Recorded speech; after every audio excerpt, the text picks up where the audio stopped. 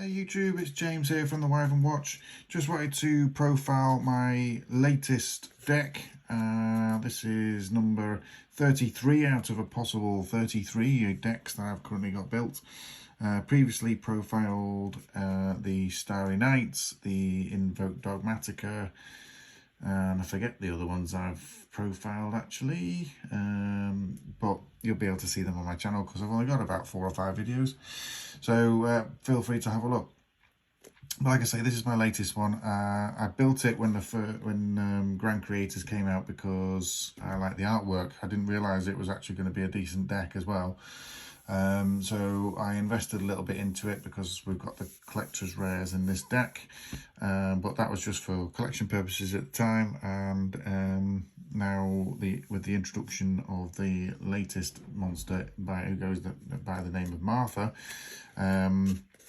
it's created this deck that actually has done pretty well. Last week in locals I went 3-1. Ended up coming second and lost to a tier elements deck that I was not prepared for. So this time I am prepared for it, and hopefully next week, I've not been able to go this week, but next week we'll go and challenge them again and see if I can and take top in locals. But I just wanted to show you the latest deck. So without further ado, let's show you some of the cards. So clearly I've got 3 Exosister Marthas. Now if anyone's familiar with this deck, then this is the sort of the card that you need to see in your opening hand. It sort of starts all your plays. It's the one of the Exosisters that will actually Xyz if either player moves a card from the deck. Move the card from the graveyard. So you can trigger it yourself, in other words. But this is the one that sort of, specials itself and then specials an Ellis from the deck. Speaking of Ellis, here she is, Exosister Ellis. This is the one more important card now, because she's now twinned with not only Martha but also Stella, of course. If you're not familiar with them, if they're twinned, they get extra effects. But Ellis is the one that can special summon herself from hand anyway, if I control an Exosister monster, but also she will be special summoned off the effect of Martha. One thing I would say when playing this deck is you do need to know where your Ellises are when you're playing, because you'll be constantly using Martha's effect, and you may, if you lose track of where your Ellises are, you may not be able to activate her effects, of course, so you just need to bear that in mind. Also 3 Stella, and the next best name in the deck really. So Stella will allow you the extra special summon of an Exosister monster from your hand. So she's a good starter for 10, but paired with Ellis as well, get the extra effects and get your 800 life points back for after you've activated some of the other spell and traps. Next is Sophia. Now this, most people seem to be running 2 of this, but actually I like 3. It's a very useful effect. I like to grab Exosister Sophia off the effects of Cast Patel once I've summoned it, just for the extra name, and of course it gives you the extra draw once, assuming you've got another Exosister monster on the field. And if you do have Irene on the field as well, speaking of which, she's at 1. If you have the Irene on the field as well, obviously you're going to get your 800 points, but the Sophia with the extra draw I think is worth having the 3 of rather than just the 2 of, which a lot of other lists have. The one card that isn't an Exosister monster is Dimension Shifter. Some of you will be very familiar with this card now. It seems to be taking the meta by storm at the moment. There's no reason not to play this card because it just doesn't affect our deck whatsoever. We don't use the graveyard. In fact, there's a number of graveyard hate cards in here, some of which, depending on the matchup, you'll side out, of course. But this is very much worth having in the main deck. I just feel like it causes so much damage that it's not worth not playing, in other words. So yeah, we always, I would say, go with 3 of those, of course, and side them out if you don't need them. So that's it for monsters. Into spells, we've of course got Exosister packs. which is your rotor of the deck, but of course it will search a spell or trap card as well if you need it at the cost of 800 life points, which means you can get to the card that you haven't got. So if you're missing your Martha, then you go and grab your Martha, and of course if the twin is in your graveyard and or on the field, you can special it straight away anyway, but of course Martha will special herself anyway. But if you're missing that one trap, or the Vardis that you're missing, or the Returnier is the other one, then you can go and search for that as well. So that just fills the hole. I am also running one Arment. A lot of people are dropping this now. I still like it. I still like the surprise it gives the opponent when you can activate it on your turn, maybe after the activation of a Vardis. So, you know, and you can obviously select which Xyz monster you're going to summon, which of course means you've got a disruption during their play. So I still think it's worth running at 1. Next card, again, a lot of people will be familiar with. I don't see any reason, again, not to play this card at the moment. Especially going second, of course, when that big board is put in front of you. Especially with the effects of Magnifica being able to attack twice, being able to stop all the effects going off, absolutely essential. And of course, like I say, if you can just battle over them and then prepare your graveyard, you should stand yourself in good stead for the next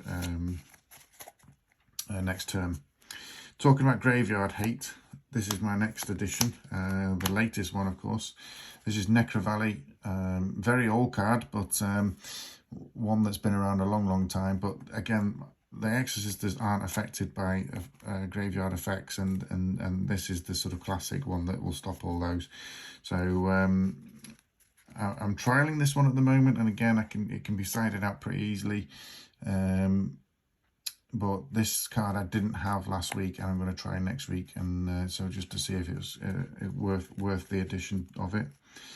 I'm currently running 2 Pot of Desires. Now, Pot of Desires I have been using, and like I say, it's been working okay. However, with the Megatin coming and the Prosperities getting a little bit more available, I'm going to switch them for 2 pots of Prosperities that are already on the way, in fact. So just so you know, those will be Prosperities, which I think is worth it in this deck. You know, you can quite easily lose 3, potentially 6 out of your extra deck to go and grab that essential Martha if you're still missing it. Just 3 one-offs. So I've got Harpy's Feather Duster.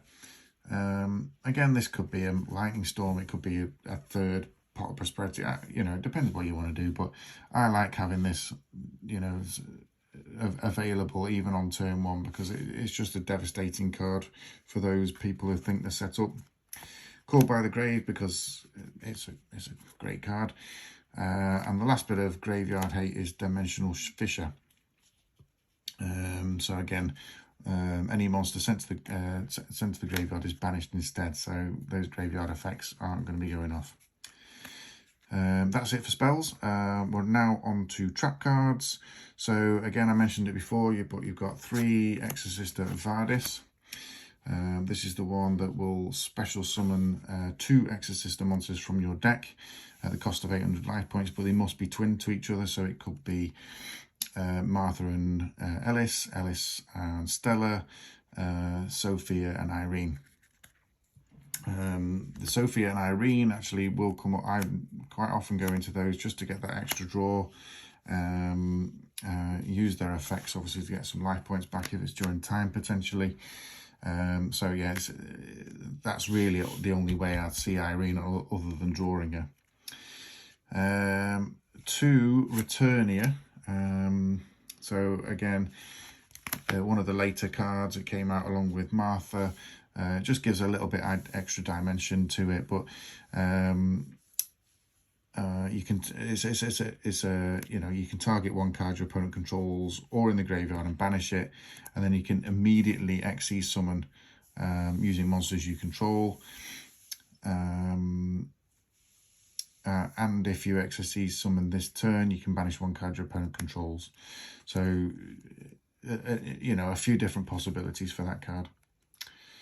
A couple of oldies, so Infinite Impermanence, of course.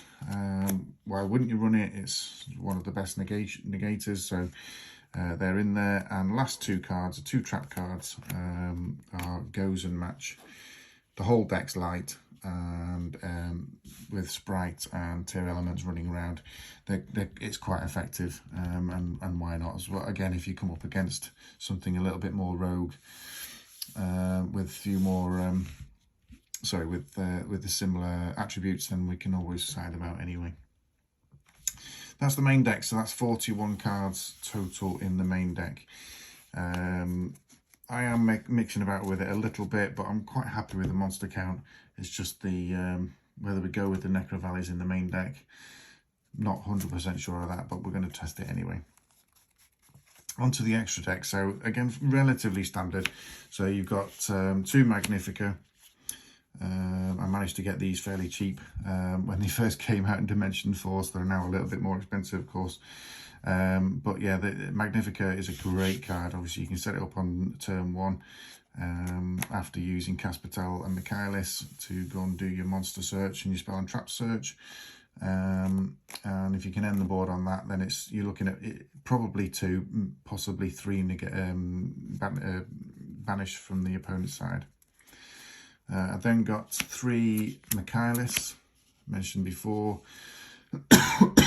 Excuse me. So this is the one that on the turn it's summoned, you can target and banish 1 card your opponent controls, but also search for a monster by dropping material.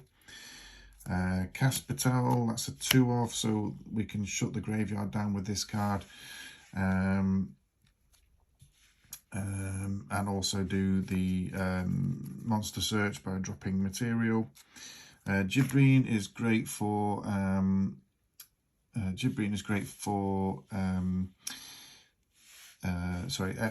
OTK, so we can try and polish the game off, because it'll all Exosister monsters on the field, and for the rest of the turn we'll get gain 800 life points. Asophiel is the can't see that there. Asophiel is the Abyss Dweller of the deck. We're also running Utopic Future with Draco Future. I've got 1 Baguska, 1 Cowboy for game, and of course 1 Divine Arsenal AA Zeus. That's it for the extra deck. Like I say, most of it's relatively standard. Some people are running the extra Constellar cards just to get the extra materials for Zeus, but I'm not too fussed about that. I don't go into Zeus an awful lot, but it's there if I need it. The side deck for the time being, I'll show you, but obviously this can be changed quite a lot. So at this point in time, I'm running 3-dimensional barriers, which I think are pretty essential at the moment. I've seen how devastating it can be against the tier element deck. 1 red beat reboot, because we are going to get debarriered ourselves as well, because I'm only summoning Xyz monsters, so easy to shut me down with a debarrier. 2 Lightning Storms to go along with the Harpy's Feather Duster we've already got in the main deck. I'm running 3 Ghost Ogre, which is really for Sprite to get rid of the Xyz monster. Gigantic Sprite, isn't it? I think it's called. Well, I know it's called because that's coming up. But yes, I know it's good against that card because they still have to tribute it off to, even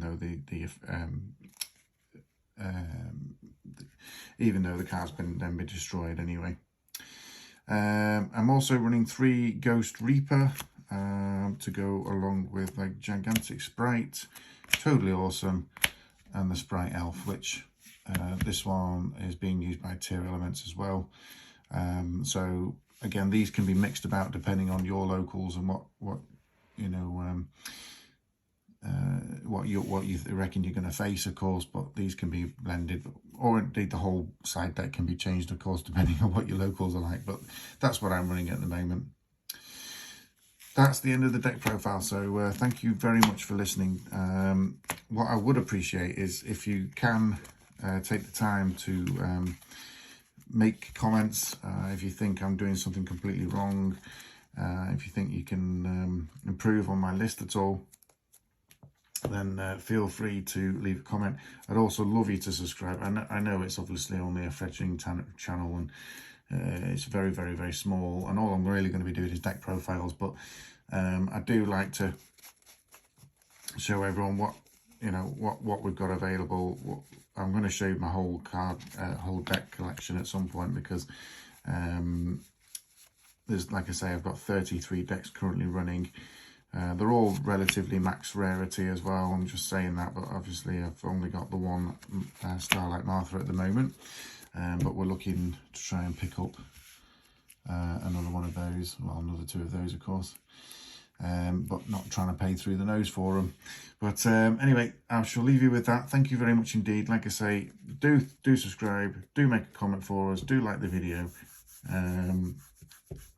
Feel free to leave me any questions about it. Thanks very much. See you soon. Cheers.